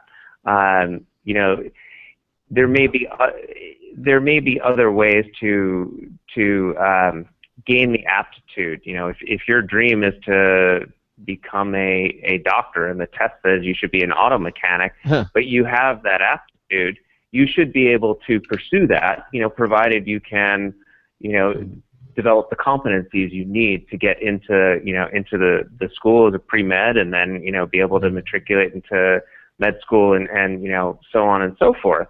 Well, we value having choice, which is a great thing. I do agree with you in that we shouldn't be telling everyone to go to college just for the sake of going to college. We should be encouraging students to take a very broad perspective on it and to consider their own path. But there also have to be other options. If you graduate from high school right now with no other skills, you're essentially unemployable. So that's not true. There also needs to be. That's not true. Half my staff right now just graduated. Just graduated high school or have been out of high school for the last couple of years. I didn't hire these kids because they were just getting out of high school. And yes, we do encourage them to go back to school for their given trade if they so desire to do so, because we encourage the critical thinking skills and learning the skills that you will get otherwise in college. But these kids, you're unemployable fresh out of high school. That's the wrong answer. That's the mentality that we've been beat over the head with for decades. That you have to go to.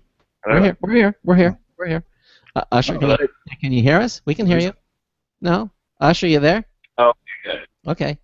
The idea that you have to go to college to be anyone or to amount to anything is stupid and completely ludicrous. And people make millions of dollars on that retarded idea.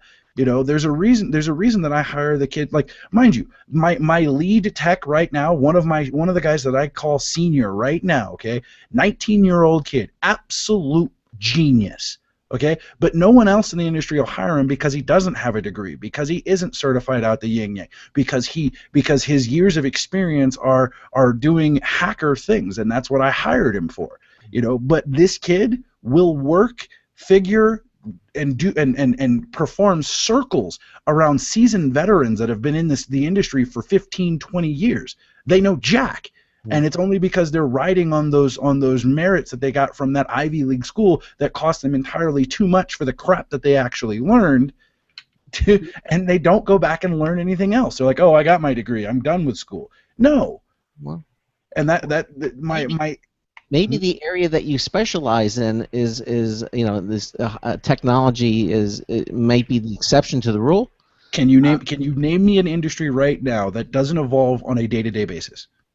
No, chemistry. Well, still, you got to put In chemistry, everything evolves on a day-to-day basis. The things that you learn, the basics that you learn, should be it. You learn the basics, and the rest of the things that you learn, you should learn hands-on. If you can't learn hands-on and you can't develop those skills or enhance yourself over time, you shouldn't have gone to college in the first place. Well, that's what Aaron did. I mean, he got his chemistry degree, and he went at the base level, and he's learning from that.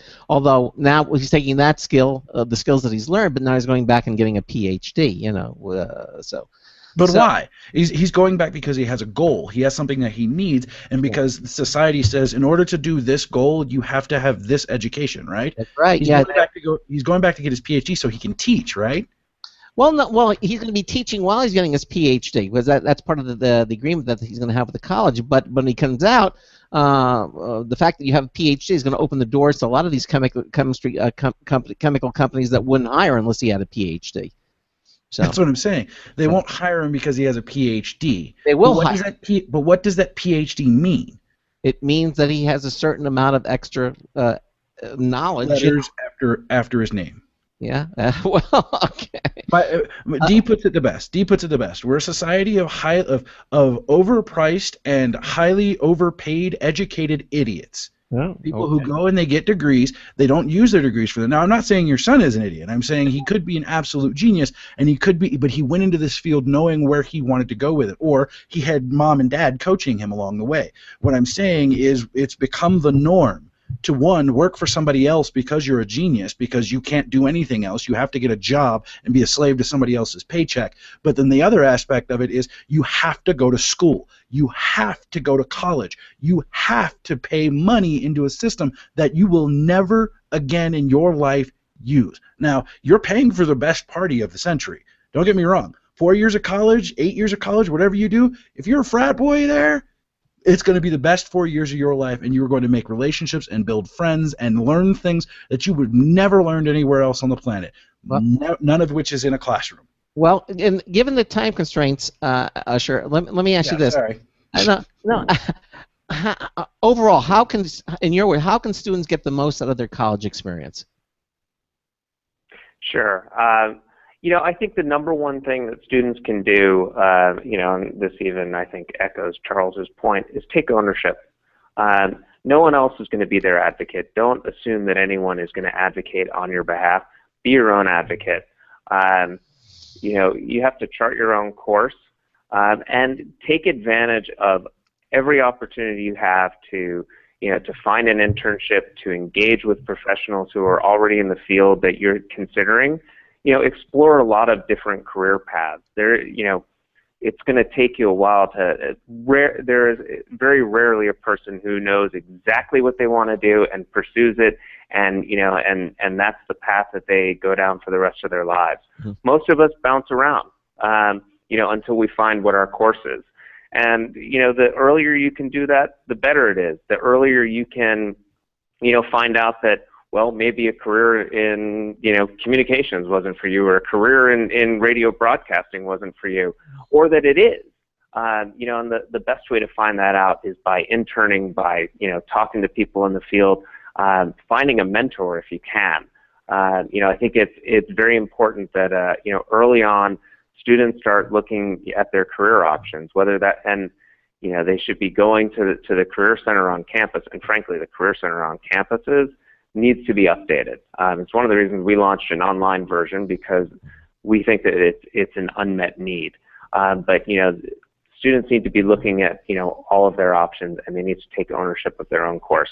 That's the advice that I'm giving my son as he goes off to be a freshman. Is that we're not going to be here to advocate for him. We love him, and we trust him, but he's going to have to be able to stand up for himself and speak to the administration, talk to his professors, make sure that he gets the classes he needs.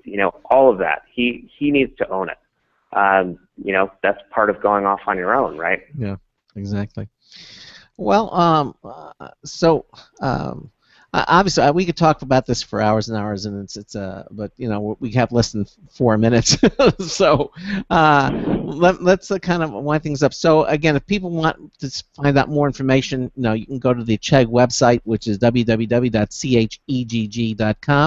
Chegg. Or you can go over to go to our show notes page at computeramerica.com. Again, you'll see today's show, August the 18th, and we have a link to Chegg there, a little explanation, and the link to the Chegg website. If you're starting school or you're looking for textbooks, you're looking for the best value for rentals.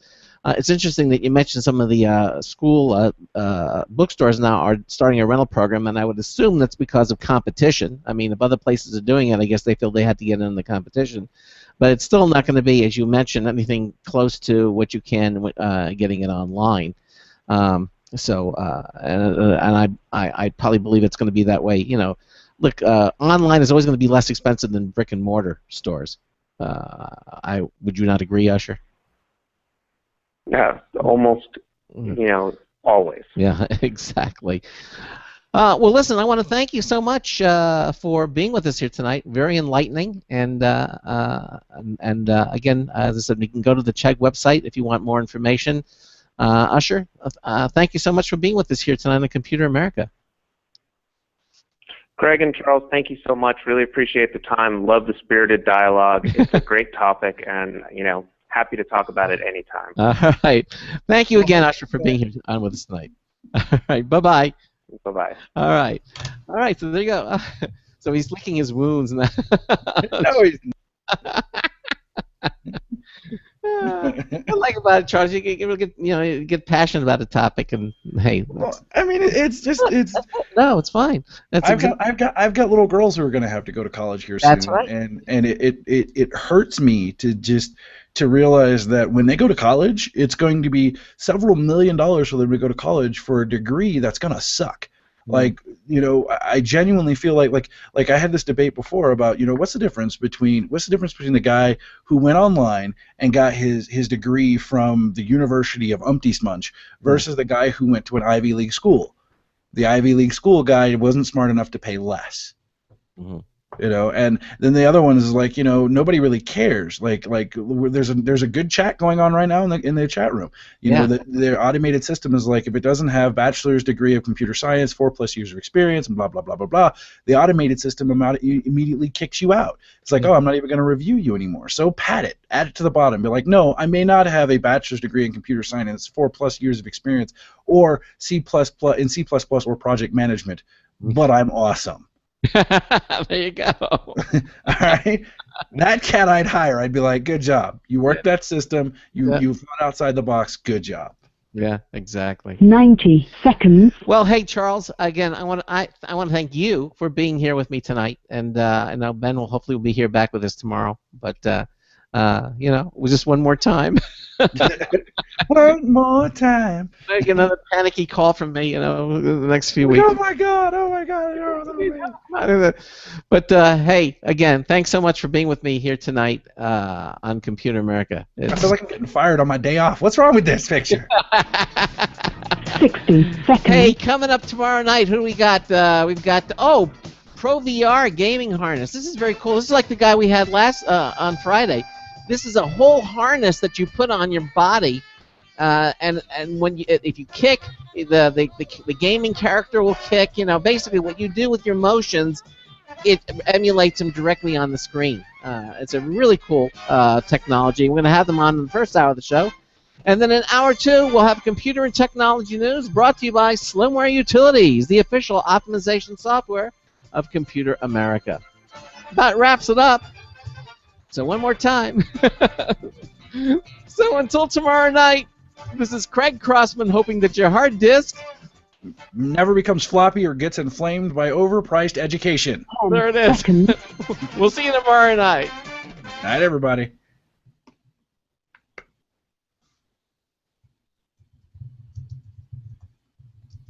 Thank you for using Blog Talk Radio. Goodbye. Okay, and we're still in our Hangouts. Fort's in the chat room. Fort's like, I'm awesome because I know an ethical hacker. I'm awesome because Charles Tyndall said so. And I was stalked. Yeah, I was stalked by an ethical hacker. Fort, no, I made you cool, Charles. Well, hey, thanks again for being here. I don't have a Thugmobile, Jonathan. What's a Thugmobile? Thugmobile. Thugmobile? Fort, I love this show. See? Okay. All right. Night all. Night, everybody. We can end that. Don't be squiffy. Be awesome. All right. I'm going to end the Hangouts, Charles. Good night, everybody. We'll see you tomorrow night.